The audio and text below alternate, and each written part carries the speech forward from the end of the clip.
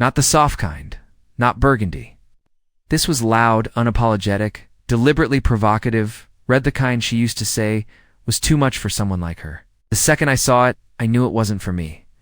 She walked past me, heels clicking on the tile like war drums, phone in one hand, lip gloss in the other. No smile, no eye contact, just the scent of something new, not her usual perfume, something sharper, exotic, a scent she never wore around me. Going somewhere? I asked, voice too soft to matter. She paused at the door, looked back. I told you, dinner with friends. But she hadn't. I checked my phone, no messages, no mention, no calendar, event just her brushing past me in a dress that didn't belong. To this life, in a silence that had stretched across our house for weeks, and when the door closed behind her, it echoed like a final punctuation mark. I stood in our kitchen next to the untouched plate of food I'd made her favorite. I even remembered the crushed rosemary and stared at the candle I lit like an idiot. It flickered once, then gave up. She used to love my candles. Used to love a lot of things, really. Used to laugh when I spilled pasta sauce on my shirt. Used to dance barefoot in the living room when it rained. Used to squeeze my hand under restaurant tables for no reason. No, I don't think she'd notice. If I vanished mid-sentence, but here's the part that won't let me sleep. She wanted me to see the dress. That wasn't an accident. She could have left quietly, slipped out like smoke, no trace. But no, she wanted to be seen. Wanted me to stand there, invisible, and watch her become someone else's fantasy. And the worst part? I said nothing. I didn't. Ask who. I didn't beg. Didn't accuse her of lying, even though the lipstick on the coffee mug wasn't hers. Even though the password on her phone changed. Even though the Uber receipt in her purse said Hotel Miro, viewed 2 guests. No, I just stood there, watched the door, listened to the silence grow louder, and waited for a text that never came until it did. 46 minutes later, just 3 words. Don't wait up. Not love you, not home late, not even a fake emoji. It's just a message that confirmed what I already knew, and so I made a choice. No revenge. No confrontation. No tears. I reached into the drawer, pulled out the thing she never thought I'd touch, and placed it on the table. Not the knife, not the keys, not the ring. It was the envelope, the one marked only if she does it again, had written it 9 months ago. Now, I was going to open it. And that's when the entire story, the real story, started. The envelope wasn't even sealed. That's what struck me first. After all those months, after writing only if she does it again, and pinned, shaky from adrenaline, I never even sealed the damn thing, as if a part of me always knew I'd have to open it one day. As if hope had quietly packed its bags long ago and left me standing alone in the ruins. I unfolded the single sheet of paper inside. It was creased, slightly yellowed at the edges from being tucked away in that drawer, the one she never opened anymore. Funny, it sat beneath the placemat she insisted we use for guests, even though we hadn't hosted a dinner in over a year. The letter was short, just bullet points actually. A list of what I'd do if she ever crossed the line again. Do not shout. Do not ask why. Do not give her the satisfaction of a reaction. Execute the plan. Vanish. Back then, I'd written it in one sitting. Right after I found her accidental text to someone named Theo that read, "Can't wait to taste you again." She claimed it was for a friend, a joke, said it was about wine tasting. I wanted to believe her so badly, I almost convinced myself I was the problem for asking. But I never deleted that message. I just wrote a plan, folded it neatly, and buried it beneath dishes no one used. Now here I was, reading it like a script. My fingers trembled, but I felt no panic, just the stillness that comes when your brain finally accepts something your heart's been avoiding.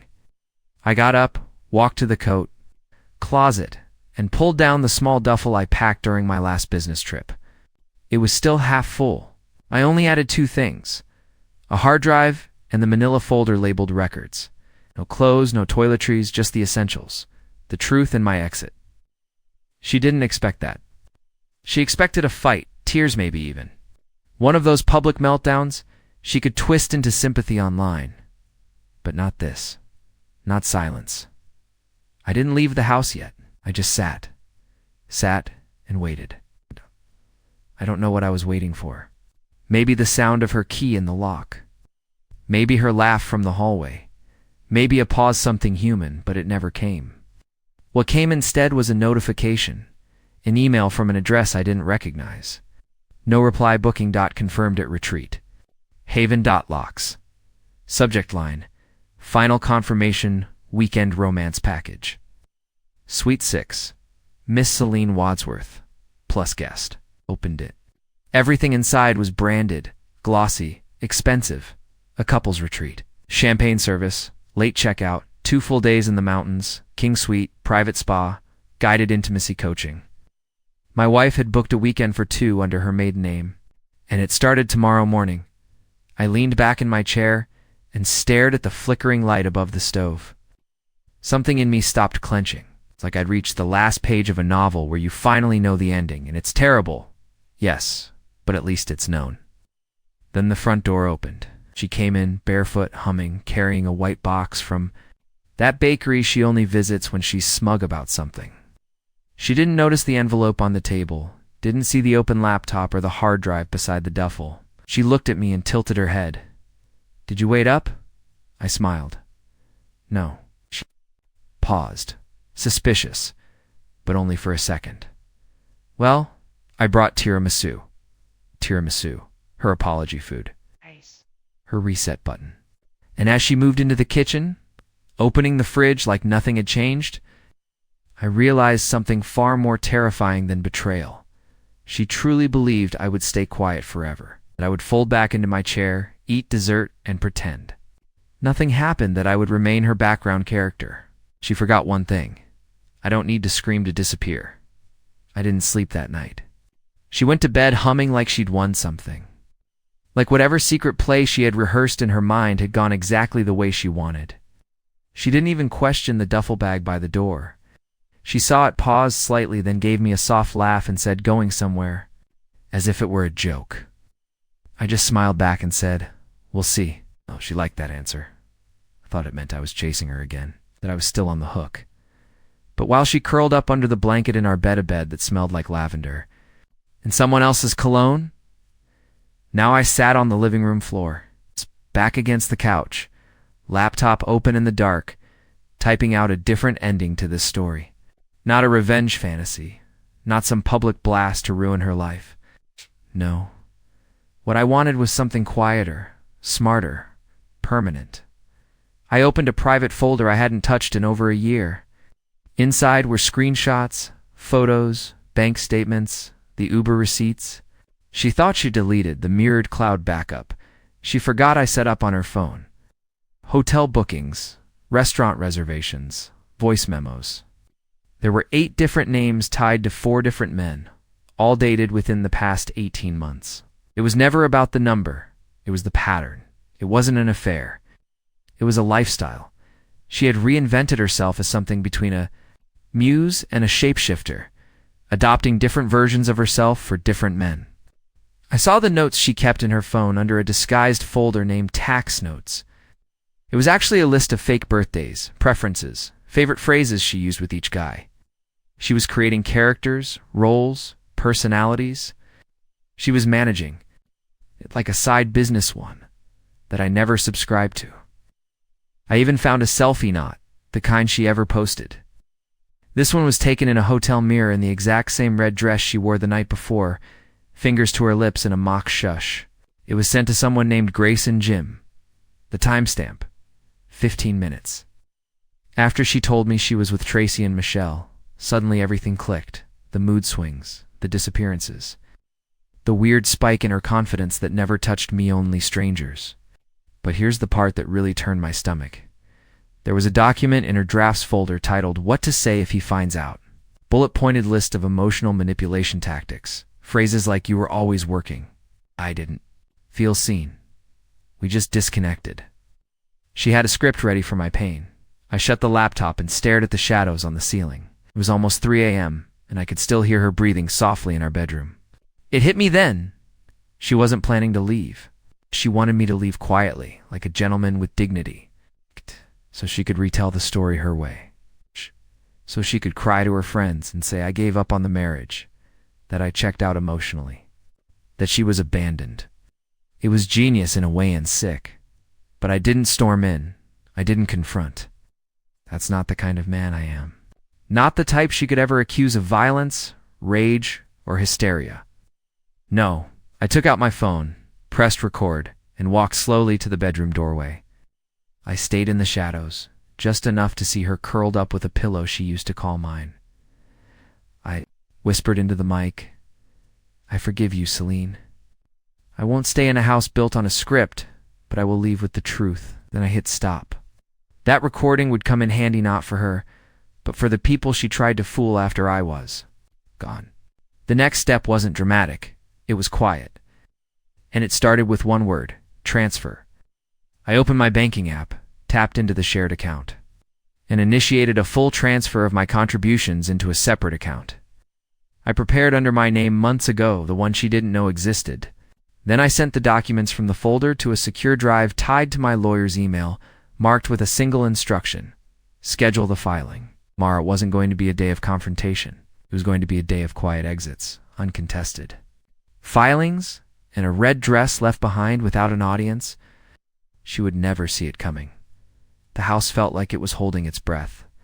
The next morning, birds chirped somewhere in the yard, but even their sound felt distant, like it belonged to someone else's morning.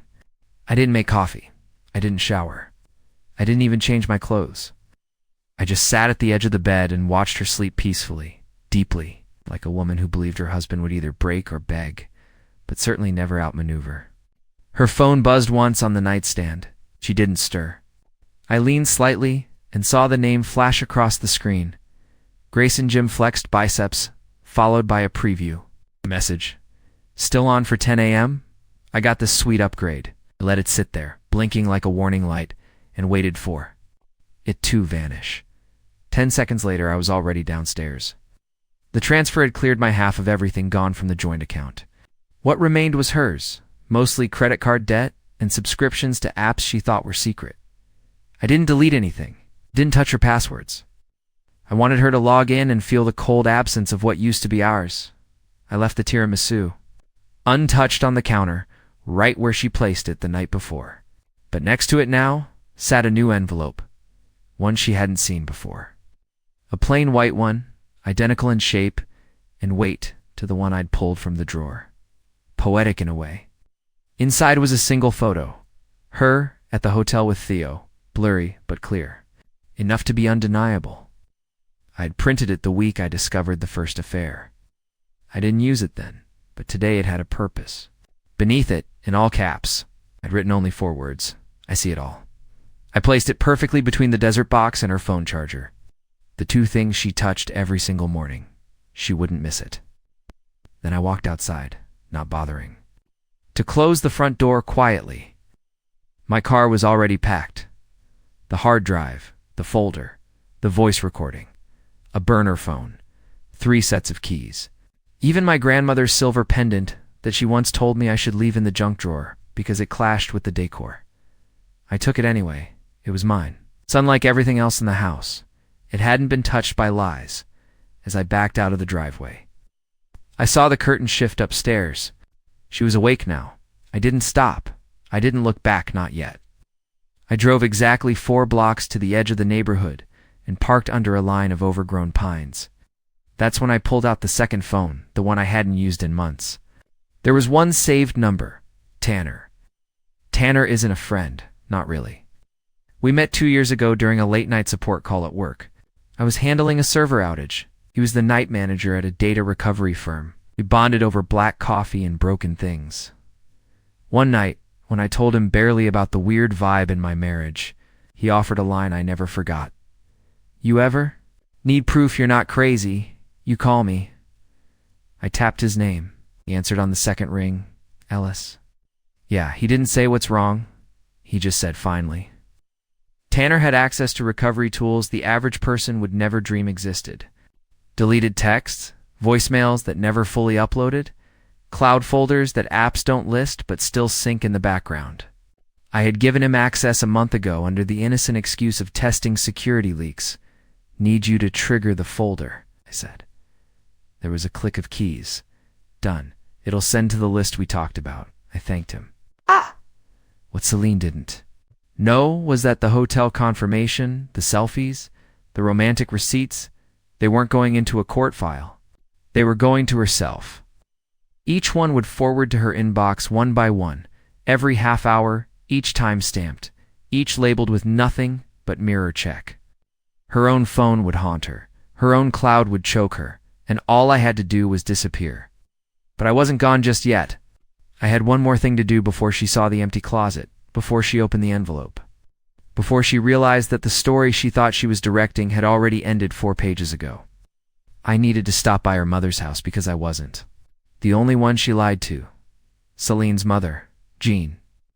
Lived exactly 17 minutes from our house, a pale green cottage. It's tucked behind hedges that always seemed on the brink of giving up.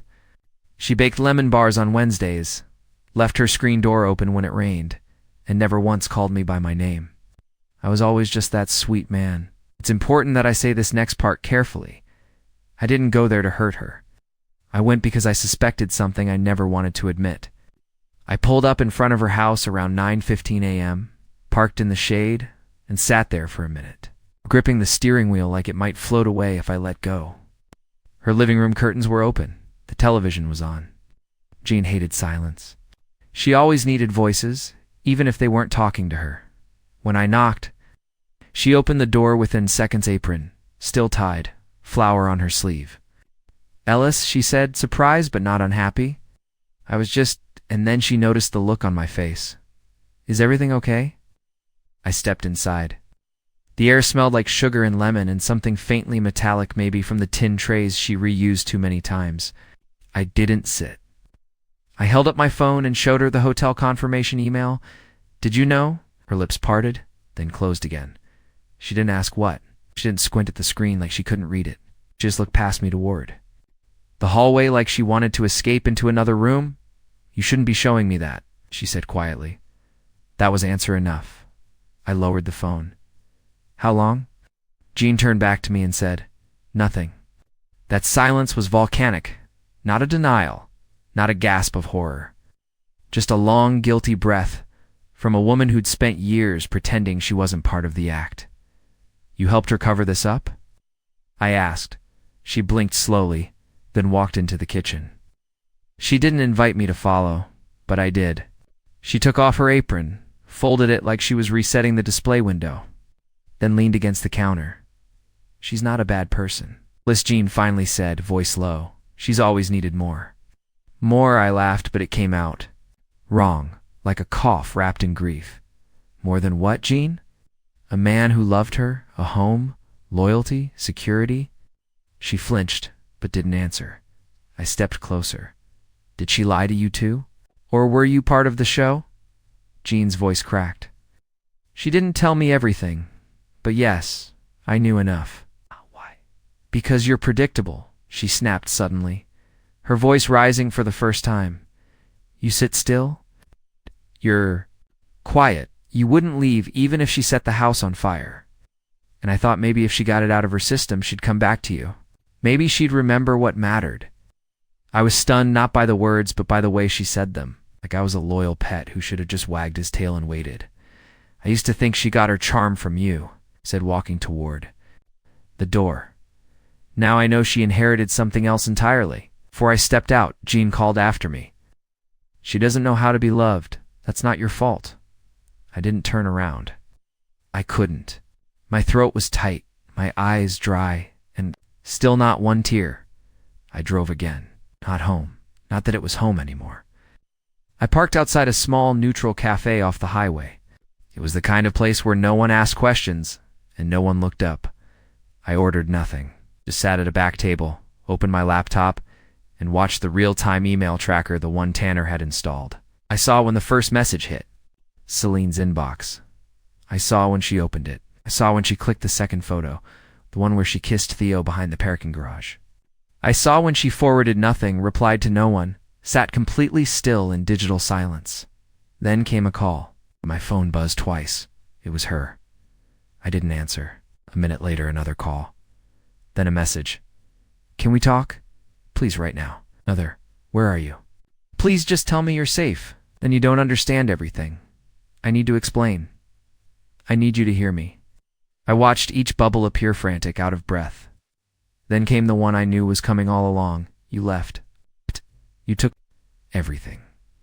No emojis now, no exclamation points. Just fear. Real, raw, ugly fear. Not of losing me, but of losing control. She had awakened in the center of her web only to find the prey gone. The threads cut and her carefully rehearsed performance unscheduled. I turned off the tracker. I didn't need to watch her unravel. I just needed to let her sit with the silence. She used to weaponize. And for the first time in a long time, I smiled. Not because I won, but because I finally stopped playing her game. I didn't turn my phone back on for the rest of the day. I didn't have to. I knew exactly what she'd do next. Not because I'm psychic, but because I finally accepted something I'd tried to deny for years. Celine doesn't react to pain. She performs through it. And the moment her reality collapses, she looks for a stage. Around midnight, I walked into a motel off Route 76, neon sign flickering, a vending machine that only took coins, and the kind of front desk clerk who doesn't ask for your last name. I gave them cash, no ID, and declined the room key sleeve. I just needed a door that locked and a bed that didn't care who I was. The television in the room was already on, volume low. A rerun of some cooking show played in the background. A man was plating risotto with shaking hands. He was trying to explain his passion for saffron to a judge who barely looked up. I stood in front of that screen for a while, watching the man's entire emotional breakdown play out in silence.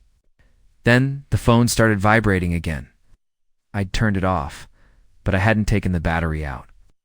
It buzzed 6 times before I finally powered it up again. As soon as it connected, I was hit with a flood of messages, not just from her, but from numbers I didn't recognize. Ellis, man, what's going on? I just got some email. Was that a mistake? Did you actually leave her? She's here and she's freaking out? Then her voice messages came in, one after another, 12 total. I played the first one, Ellis. Please don't do this. Please. I know I screwed up. I know. But you don't understand everything. I promise. Just talk to me. You always said we could. Talk about anything? Click. The second one. I woke up and the closet was half empty. Where did you go? You're not answering. You always answer. Please, don't shut me out. By the fourth message, her voice was changing, growing sharper. More desperate? You're being dramatic. This isn't fair. You think you're some kind of saint? You're not perfect, Ellis. You never were. You hid from me for months. You disappeared into your screens. By the 7th message, she was sobbing. By the 9th, she was laughing. By the 12th, she was silent, just breathing. I didn't respond. Instead, I opened a new browser tab and searched for her name, not because I expected results. She's not famous, just loud. But I needed to see if she'd already started rewriting the narrative. And sure enough, on her social media profile, one she once accused me of being too quiet on there, was a new post. A picture of our living room, dark and empty, with a single caption. Sometimes you wake up and the person you loved is just gone. No explanation, just emptiness. The comments rolled in fast. Oh no, girl, are you okay? Wait, what? What happened? You deserve better? Text me. I'll come over. There. It was the spotlight, tanned. She was crying into it like an actress. With mascara tears and a script in her pocket. What none of them knew not yet was that I had the rest of the story queued up. I didn't send it yet. Not because I wanted to protect her, but because I wanted to protect myself from becoming like her, impulsive, cruel, hungry for validation. I wasn't going to blast her with screenshots or post hotel photos in the comments. That was her language. Mine would be different, precise, quiet, permanent. Instead, I sent 3 emails. One to my lawyer confirming the date and time to finalize the filing.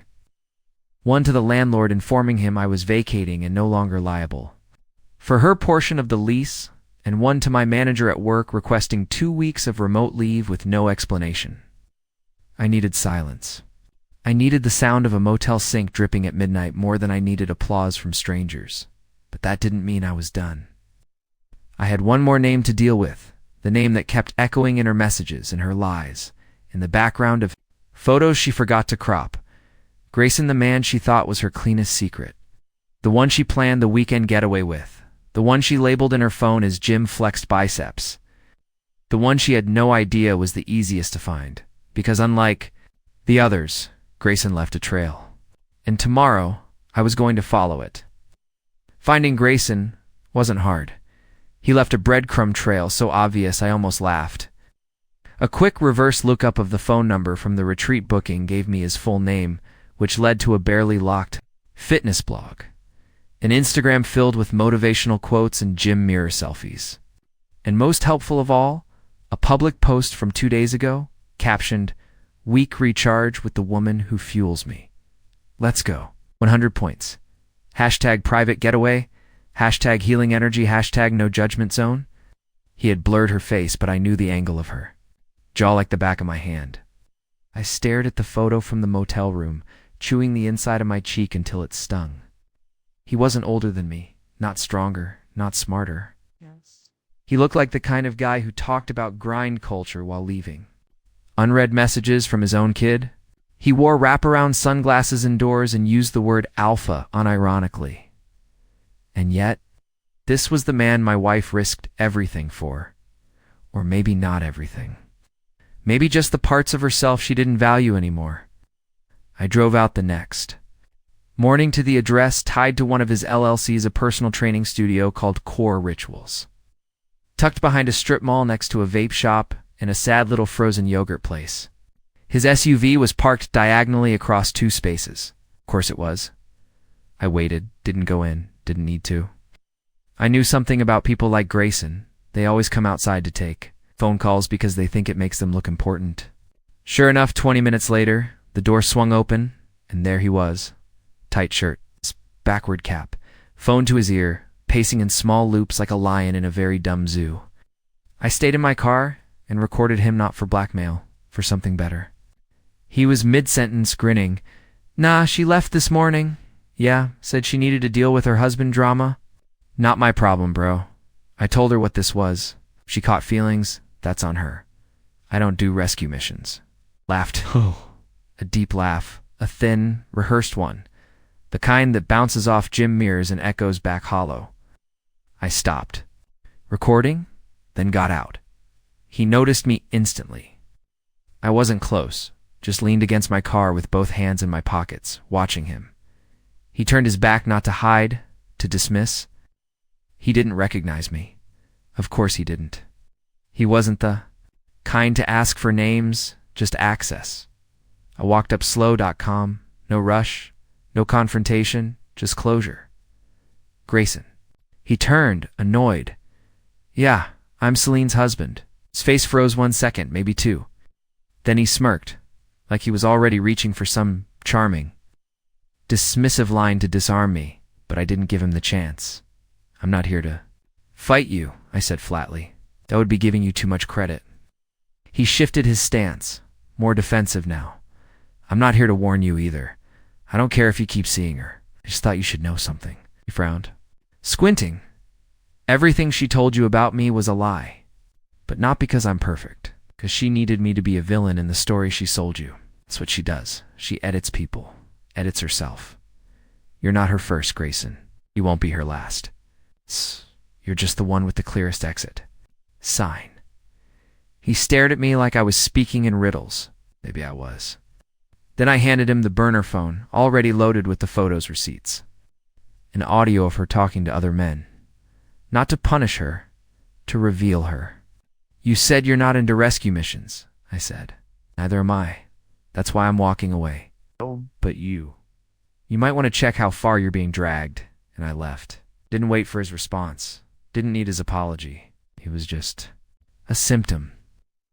I got in the car and drove until the strip mall was nothing but a blur in the rearview mirror. My phone buzzed again, this time from an old contact, Alan, mutual friend of mine and Celine's from when we were newlyweds. I hate to say it, but I think you need to see what she's doing now. He sent me a link. I clicked it. Was it live stream? Celine crying. Telling her followers and strangers that her husband had emotionally abandoned her and used silence as a weapon. She said I had always kept her small, that I left without warning, and that maybe some women are only ever loved in fragments. She called herself a survivor. She framed herself as someone who had escaped control, and people believed her. The chat was flooded with support, donations, encouragement. They were already painting me as a ghost, the silent villain in someone else's poetry. I didn't rage. I didn't scream. I just watched her lie in real time and smiled because I hadn't disappeared not yet, and when I finally did, I'd make sure the last word wasn't hers. I didn't reply to her live stream. I didn't comment. I didn't defend myself in the chat or email any of the people who believed her story, because in the end, I realized something I hadn't known at the beginning of all this. Truth doesn't beg. To be believed, it just waits. I let her go viral, let her cry for likes, let her monetize a version of me that never existed, the distant cold man who vanished without a trace, and I let it run right up until the date I'd circled quietly on my calendar. The day the divorce finalized. Celine never contested it. Maybe she knew she couldn't. Maybe part of her expected me to crawl back before the ink dried. But when the envelope came in the mail confirming that everything, the house, the accounts, the name, had been legally separated, I didn't celebrate. I just stood in the kitchen of my new apartment, poured myself a glass of water, and let the silence finally feel like peace instead of punishment. That night, I did one last thing. I wrote a post not on social media, not in a dramatic video, but in a quiet corner of a small online forum for people starting over after betrayal. No usernames, no audience metrics, just a place where stories don't need edits to be heard. I titled it, "I Wasn't a Villain." I was just done. I told the whole truth. No bitterness, no insults, just facts about how some people fall in love with versions of themselves they only meet in affairs. It's about how silence isn't always control. Sometimes it's survival.